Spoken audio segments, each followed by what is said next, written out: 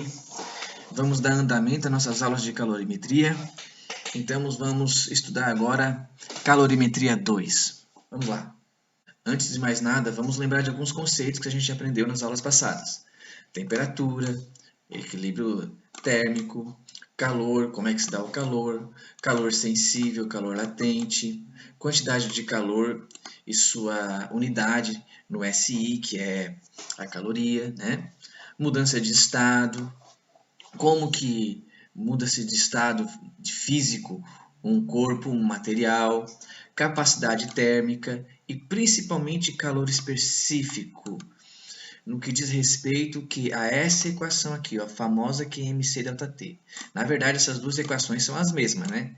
Essa equação e essa equação são as mesmas equações. Só que a gente vai usar muito mais nesse formato aqui agora, tá? No formato QMC ΔT. Então, a gente tem que sempre estar carregando junto com a gente esses conceitos enquanto a gente estuda calorimetria e termodinâmica também, que a gente vai aprender mais na frente, beleza? Então, se tem alguma dúvida ainda sobre esses conceitos, voltem lá nas aulas anteriores, dá uma olhada nos vídeos, estude um pouquinho mais, para a gente não ficar com dúvidas aqui ou ali, tá? Beleza? Seguindo. Calor latente. A gente viu nas aulas anteriores o que era a parte conceitual do calor latente. A gente entendeu que o calor latente é a quantidade de calor necessária para um corpo mudar o seu estado, mas a temperatura permanece constante. Aqui nós vamos aprender a quantificar o calor latente. Quanto é o calor latente, tá? Então, o que diz o nosso enunciado aqui? Diz o seguinte, ó. O calor latente é a quantidade de calor recebida ou cedida por grama de massa de um corpo necessária para mudar de estado.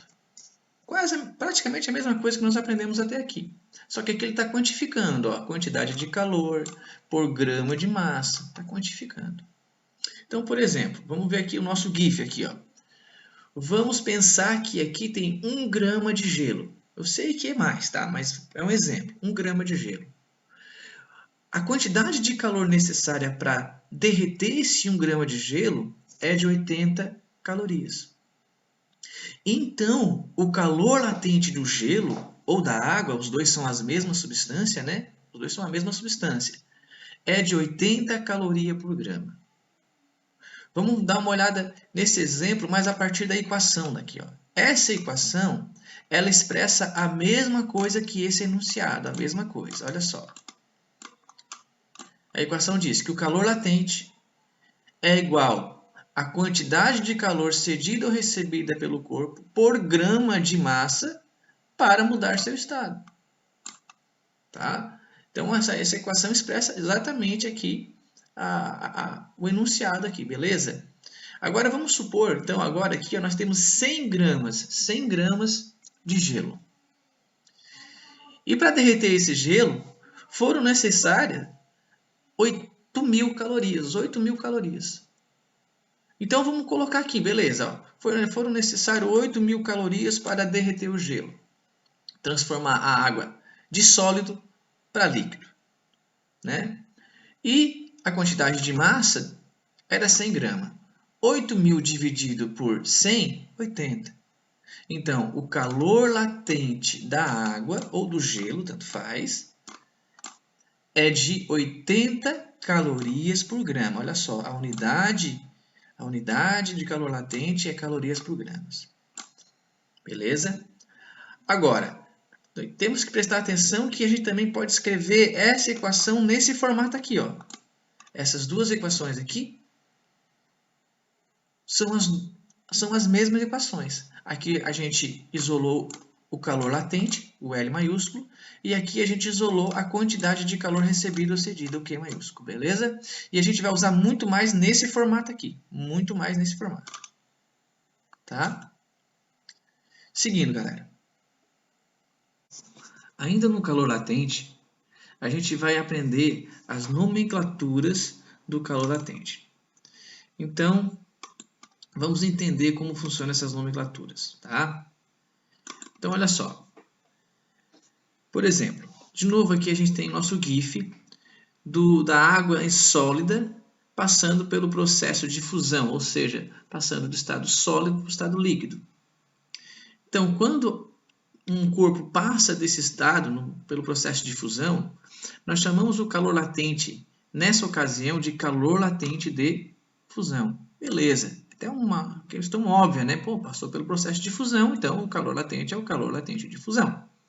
Só que é o seguinte, quando, por exemplo, essa água aqui agora passar pelo processo inverso, né, de líquido para sólido, a gente coloca esse copo d'água dentro do freezer, por exemplo, e ela vai solidificar, né? Nós também chamamos o calor latente, nesse caso, de calor latente de fusão. Por que isso? Por dois motivos. O primeiro motivo é por conta do princípio da transformação inversa. A gente vai estudar nos próximos slides, tá? E também por conta desse princípio, porque os cientistas convencionaram assim. Eles concordaram que vão chamar dessa forma.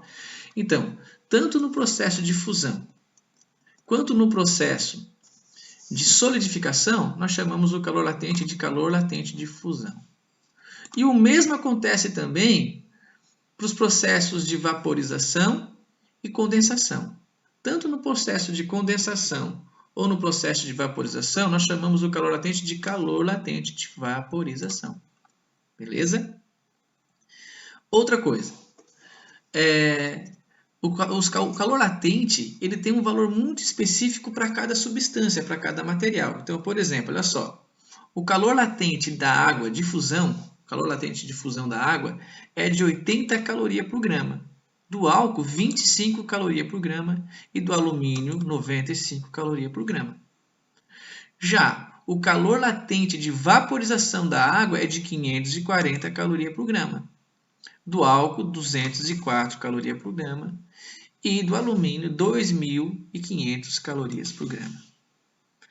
Beleza? Percebam o seguinte, que precisa muito mais calor para a água passar pelo processo de vaporização do que passar pelo processo de fusão, né? E a gente tem que lembrar o seguinte, que calor é energia térmica em trânsito, calor é energia. Então, olha só, é necessário muito mais energia em um processo de vaporização do que num processo de fusão. Beleza? Seguindo, galera. Exemplo 1. 100 gramas de cobre passam por um processo de fusão. Beleza. Nesse processo, o cobre recebe 6.500 calorias. Determine o calor latente de fusão do cobre. Item A. O item B. A quantidade de calor necessária para fazer passar pelo mesmo processo 600 gramas de cobre. Bom, no primeiro processo, são 100 gramas. No segundo processo, né, no item B, ele quer saber sobre 600 gramas. Primeira coisa que a gente faz no exercício de física, faz um esboço da situação, um desenho. Então, nós temos 100 gramas de cobre que está passando pelo processo de fusão. Ele está passando do estado sólido para o estado líquido.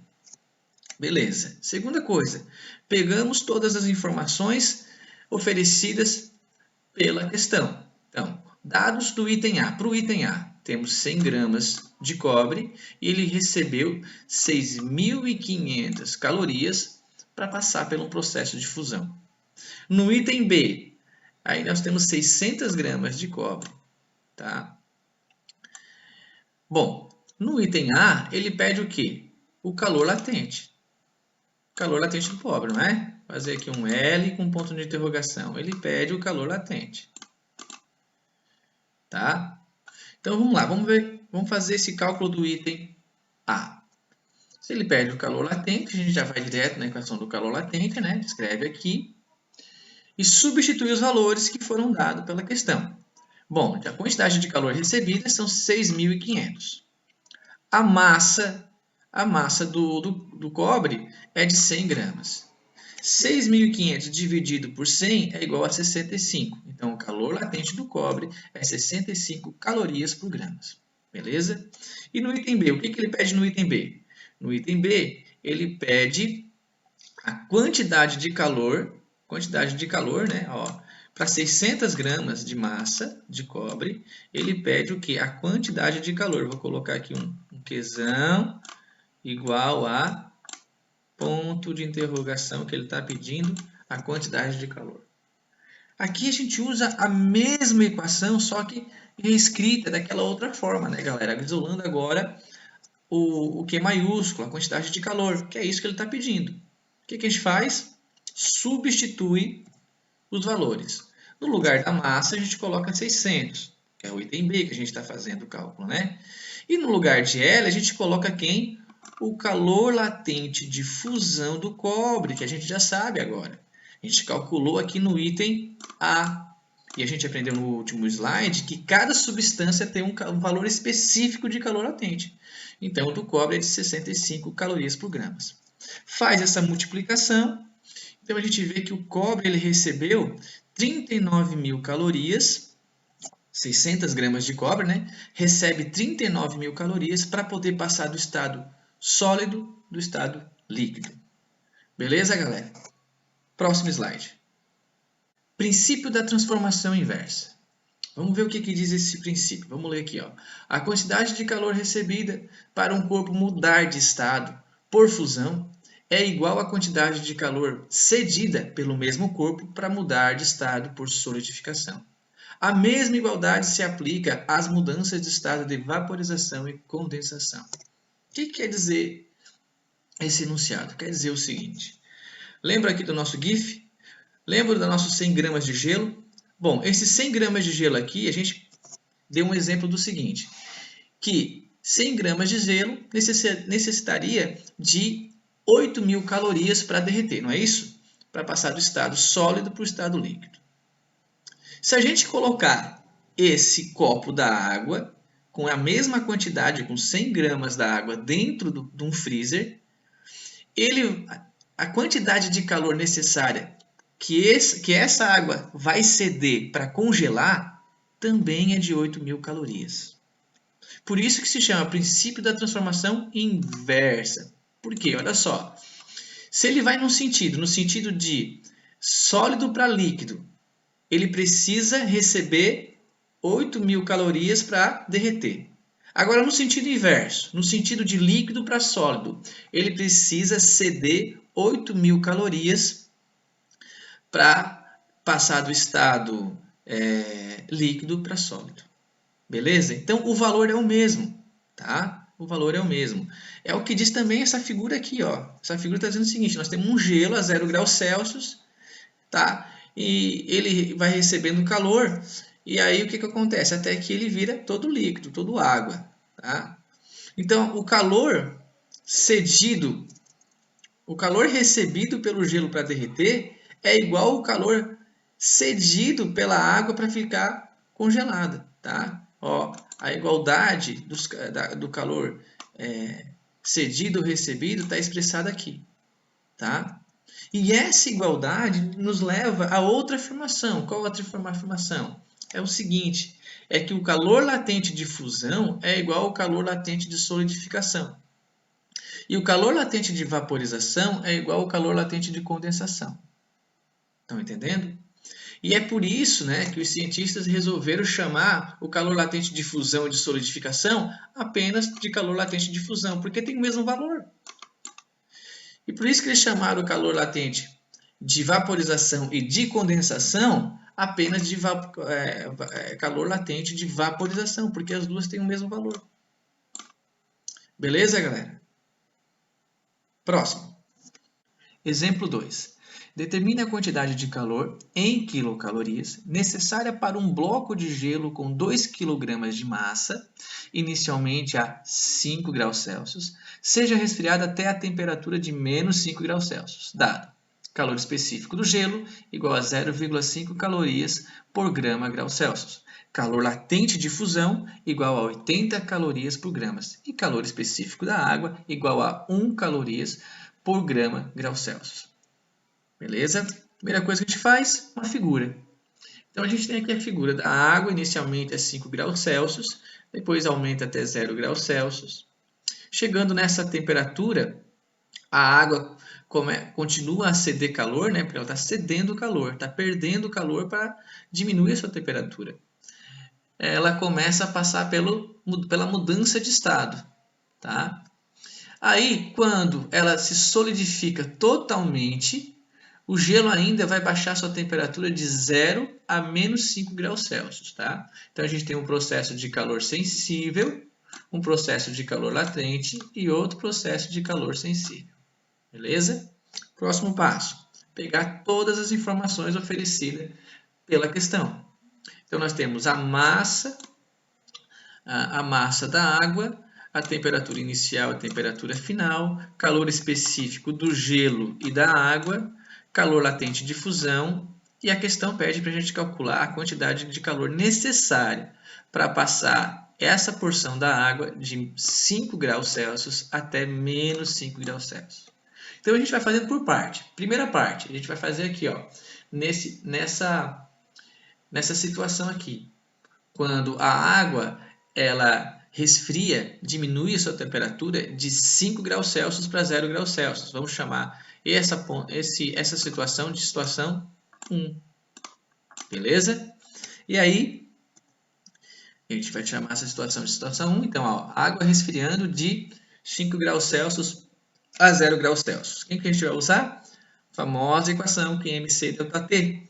Porque nós temos o quê? Um calor sensível. Temos variação de temperatura, tá? Substituímos os valores. Então, a massa é de 2.000 gramas. Professor, mas ele deu 2 quilogramas.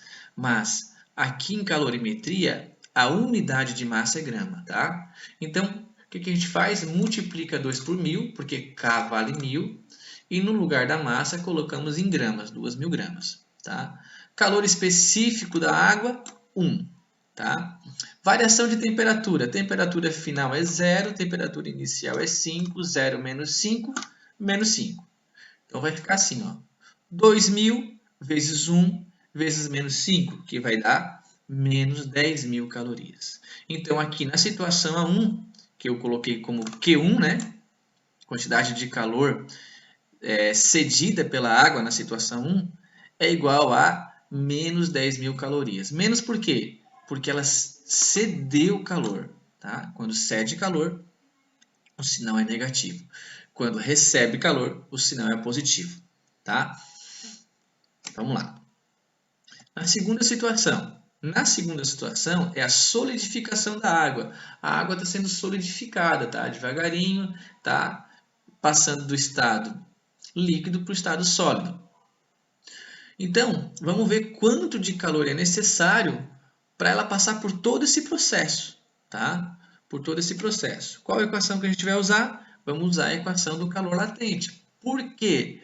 Porque nesse caso aqui a gente não tem variação de temperatura. A temperatura permanece constante e ainda, né? E é bem específica, já é conhecida nossa, uma temperatura igual a 0, né? Permanece sempre 0 graus Celsius. Então, a gente usa a equação do calor latente, porque não tem variação de temperatura, e substituímos os valores. Massa, a gente sabe que é 2.000 gramas. Né? Calor latente da água, opa, foi dado aqui, né? 80. 2.000 vezes 80 dá igual a 160.000 calorias. Só que aqui, para essa equação aqui, a gente precisa fazer mais uma coisinha. Acrescentar um negativo. Por quê? Porque aqui, nesse caso, ó, a água está cedendo calor. E a gente tem que botar um negativo aqui, ó, por conta própria. Por quê? Porque aqui não tem a variação de temperatura para dizer para nós quando é negativo e quando é positivo. Aqui tem. Aqui a equação, a própria fórmula, quando chega no final, dá o valor e já dá o sinal. Aqui não. Aqui a gente tem que sempre lembrar, opa, está cedendo ou está recebendo calor? Se está cedendo, a gente coloca menos. Se está recebendo, a gente coloca mais. Beleza? O que a gente faz agora? A última etapa, a etapa 3. Então, aqui nós temos a etapa 1, aqui nós temos a etapa 2, né? Q2. E aqui a gente vai ter a etapa 3. Beleza? Etapa 3. Quando o gelo ele alcança todo o seu estado sólido e ainda assim ele resfria, né? E ainda mais, ele resfria de 0 graus Celsius até menos 5 graus Celsius. Então, ele vai ceder mais um pouco de calor ainda. E nesse caso, tem variação de temperatura. Então, o que a gente usa? a famosa QMC ΔT. Coloquei Q3 aqui, ó, para a gente saber que é da situação 3. Substituímos os valores, massa 2.000 gramas, calor específico do gelo 0,5, variação de temperatura. Temperatura final da água menos 5, agora que é gelo, né? A água está sólida, é gelo. E temperatura inicial do gelo igual a 0. Menos 5 com menos 0 vai ficar menos 5. Então vai ficar 2.000 vezes 0,5 vezes menos 5. Multiplicando esses três valores, temos o valor de menos 5.000 calorias. Ou seja, para o gelo aqui, né, para a água já em sólido, no estado sólido, resfriar, diminuir a sua temperatura de 0 graus Celsius até menos 5 graus Celsius, é necessário que o gelo ceda 5.000 calorias. E por isso que aqui é negativo. O que a gente faz agora? O que o problema pediu? A quantidade de calor em todo o processo. No processo 1, no processo 2 e no processo 3. Então, a gente soma os 3 calores que a gente encontrou no processo 1, no processo 2 e no processo 3. Vamos fazer isso. Ó, a quantidade de calor recebida.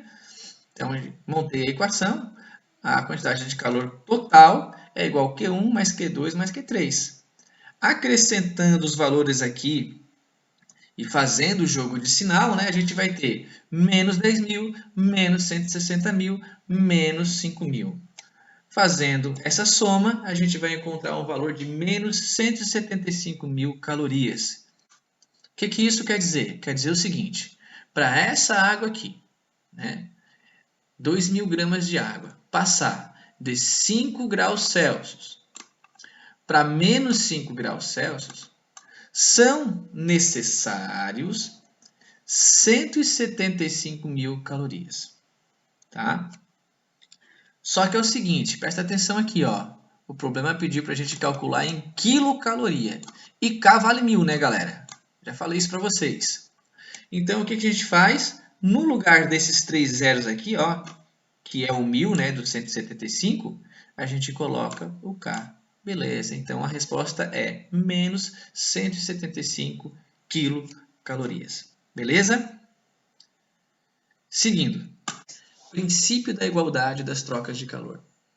Para dois corpos com temperaturas diferentes em um ambiente isolado termicamente, a soma do calor recebido por um corpo e o calor cedido pelo outro corpo é igual a 0.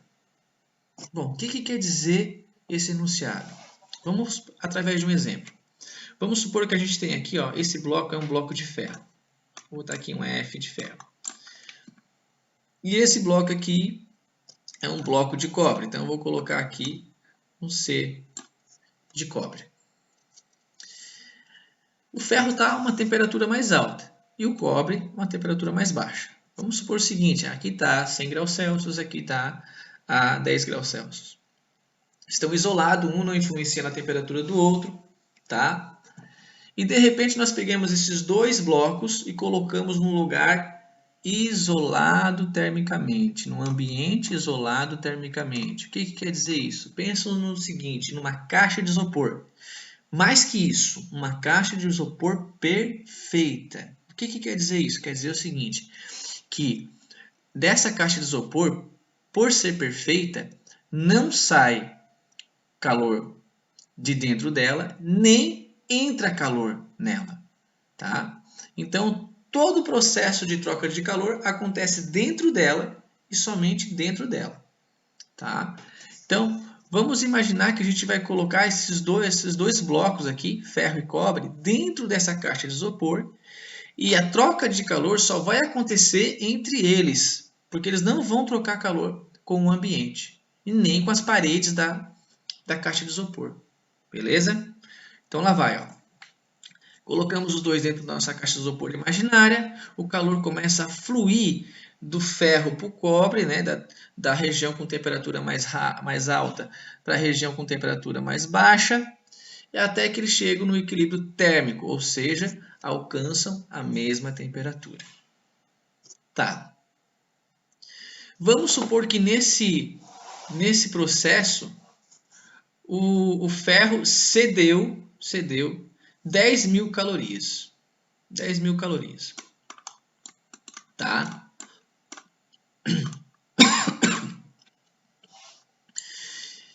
Se o ferro cedeu 10.000 calorias, o cobre recebeu 10.000 calorias. Tá? Recebeu 10.000 calorias. Esse princípio aqui, o enunciado diz o seguinte, que a soma do calor recebido e o calor cedido é igual a zero. É isso que ele diz. E a princípio até parece estranho, né? Porque, poxa, 10 mais 10 igual a zero, né? 10.000 mais 10.000 igual a zero. Não, 10.000 mais 10.000 igual a 20.000. Parece estranho, mas não tá, gente? Tá tudo certo. Vamos entender por quê. Pelo seguinte, ó. Quando um corpo tem a sua variação de temperatura positiva, ou seja, quando ele aumenta de temperatura, a quantidade de calor recebida é maior que zero, ou seja, é positivo. Quando um corpo tem a sua variação de temperatura negativa, ou seja, diminui sua temperatura, a quantidade de calor cedida por esse corpo é menor que zero, ou seja, é negativa. Tá? O que isso quer dizer? Quer dizer o seguinte, ó, que o ferro aqui, ó, ele cedeu calor, então é menos. E o cobre ele recebeu calor, então é mais. Menos 10.000 calorias, mais 10.000 calorias. Beleza? Então, olha só. Que esse cara aqui recebeu calor, ele vai para esse termo aqui, ó. Então, mais com mais fica mais. 10.000 calorias positivas. Esse cara aqui cedeu calor, vai ir para esse termo aqui, ó. Menos com menos fica menos. 10.000 calorias. Então, vai ficar mais 10.000 calorias, menos 10.000 calorias, igual a zero. Perfeito, agora está tudo certo. Compreenderam? É isso aí, então. Vamos lá, seguindo. Calorímetro. Calorímetro é um recipiente com paredes termicamente isoladas que possui um termômetro capaz de informar as variações de temperatura em seu interior. Tá. Então, aqui nós temos um exemplo de calorímetro. Tá? Existem vários modelos de várias formas, de vários tamanhos e para várias execuções. Nós temos aqui um modelo bem simples.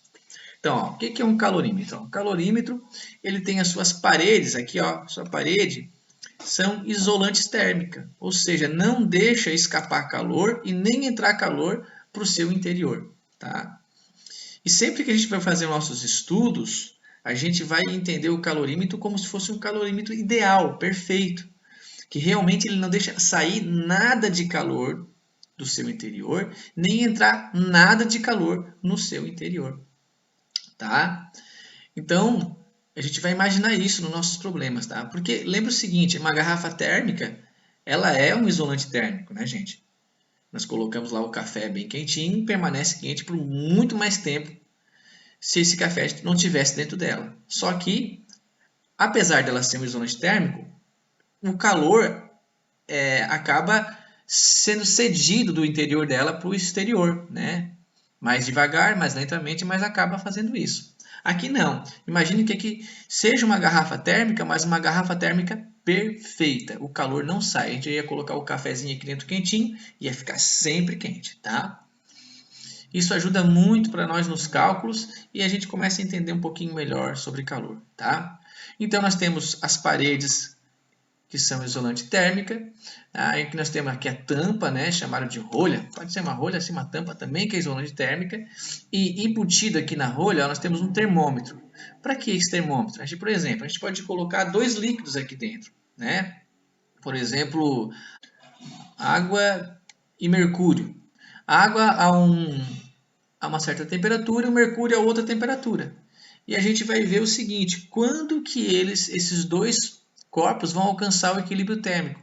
O termômetro aqui vai acusar alcançar o equilíbrio térmico a 20 graus Celsius. Tá? Um exemplo, beleza? É para isso que serve um calorímetro, beleza, galera? Então é isso aí. Próximo slide. Exemplo 3. Em um calorímetro de capacidade térmica desprezível, o que isso quer dizer? Quer dizer que o calorímetro é um calorímetro ideal. Tá? Foram misturados 200 gramas de água, inicialmente a 20 graus Celsius, e 400 gramas de ouro, inicialmente a 80 graus Celsius.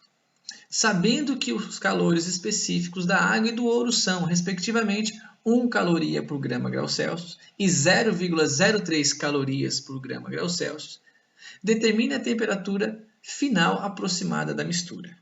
Primeira coisa que a gente faz, um esboço, uma figura, um desenho. Então, a gente tem aqui, ó, dentro do calorímetro, 200 gramas de água, 400 gramas de ouro. O ouro inicialmente está a 80 graus Celsius e a água inicialmente está a 20 graus Celsius. Após algum tempo, os dois alcançam o equilíbrio térmico. Os dois alcançam a temperatura de equilíbrio térmico, ou seja, a mesma temperatura. Próximo passo. Pegamos todas as informações oferecidas pela questão. Então, massa da água, temperatura inicial da água, massa do ouro, temperatura inicial do ouro, calor específico da água, calor específico do ouro, e ele pede para a gente calcular quem? A temperatura de equilíbrio desses corpos, a temperatura final. Como a gente tem trocas de calor entre dois corpos em um ambiente isolado, a gente usa o quê? O princípio da igualdade das trocas de calor. Tá? Como que é expressa essa equação? Expressa dessa forma aqui, ó. A quantidade de calor cedido mais a quantidade de calor recebida é igual a zero. Beleza, mas quem cede calor nessa situação aqui? Quem cede calor é o ouro, né? Porque o ouro ele está mais quente, tem temperatura mais alta que a água. Então ele cede calor para a água. Então aqui, ó, o calor cedido pelo ouro é igual à massa do ouro vezes o calor específico do ouro vezes a variação de temperatura do ouro. E quem recebe calor? A água. Então, o calor recebido pela água é igual à massa da água vezes o calor específico da água vezes a variação de temperatura da água. O que a gente vai fazer? Ó? O lado direito dessa equação aqui, ó, todo o lado direito dessa equação, a gente vai substituir aqui, ó, em QC. Porque QC é igual a esse lado direito. E o lado direito dessa outra equação aqui, ó, todo esse lado direito, a gente vai substituir em QR. Por quê? Porque QR é igual a todo esse lado direito aqui. Fazemos isso, ó, tá aqui. Então, substituir, né? Então ficou MOCO ΔTO mais MACA ΔTA igual a zero. Precisamos fazer mais uma coisa aqui, mais uma coisa. Precisamos abrir a variação de temperatura do ouro e da água. Por quê? Porque ele pede para a gente calcular a temperatura final, a temperatura de equilíbrio, né? Não pede para calcular a variação de temperatura. Então, a gente tem que abrir isso aqui. Abrimos, ó. Então, eu coloquei a temperatura final, que é a temperatura de equilíbrio, menos a temperatura inicial do ouro. Temperatura final da água, que também é temperatura de equilíbrio, menos a temperatura inicial da água. Agora sim, podemos substituir os valores. Ó, então, massa do ouro, 400 gramas. Calor específico do ouro, 0,03. Temperatura de equilíbrio, vamos descobrir. Temperatura inicial do ouro, 80 gramas. Massa da água, 200 gramas. Calor específico da água, 1. Temperatura de equilíbrio, nós vamos descobrir. Menos temperatura inicial da água, 20 graus Celsius. Né? Tudo isso igual a zero. Agora nós aplicamos a matemática. Tá? 400 vezes 0,03 é igual a 12. Aí o que a gente faz? Carregamos todo o parênteses. Não fizemos nada com eles ainda. Tá? Depois, 200 vezes 1 igual a 200. E carregamos também todo o parênteses. Está carregado aqui. Beleza? Aí sim, nesse momento, a gente faz o chuveirinho. Multiplica aqui, ó, 12 vezes TE, 12TE. 12 vezes menos 80, menos 960. Aqui agora, ó, 200 vezes o TE vai ser 200TE, positivo, né? Positivo com positivo, positivo. Mais 200, menos 20, multiplicando esses dois valores, né? Ou seja, mais 200 vezes menos 20 vai dar menos 4.000, igual a zero. Nesse momento, o que a gente faz? Soma os termos semelhantes. Então, vai ficar o seguinte, ó, 12TE com mais 200TE igual a 212TE. menos 960. Com menos 4.000, menos 4.960. A gente precisa isolar esse cara porque a gente quer saber o valor dele. A gente começa a isolar ele fazendo esse valor aqui, ó, indo para o outro lado. Se ele está diminuindo, se ele está negativo desse lado, passa para o outro lado com a operação inversa. Então, ele passa para o outro lado positivo. Bom, a temperatura E aqui, o TE, ainda não está isolado. Está sendo multiplicado pelo 212. Se 212 está multiplicando, passa para o outro lado dividindo. O que vai acontecer? A gente vai dividir 4.960 por 212. Essa divisão dá o valor de 23,4, ou seja, 23,4 graus Celsius. Tá? Esse aqui é um valor aproximado, beleza, galera? Até porque o próprio problema já dizia que o valor ia ser um valor aproximado, tá? Então, o que significa isso? Significa o seguinte, que após algum tempo, quando colocamos, né, um ouro, 400 gramas de ouro a 80 graus Celsius, junto com água, 200 gramas de água a 20 graus Celsius, após algum tempo, a temperatura que eles vão alcançar de equilíbrio, a temperatura final deles, é igual a 23,4 graus Celsius. Beleza, galera? Pessoal, muito obrigado, valeu e até mais uma.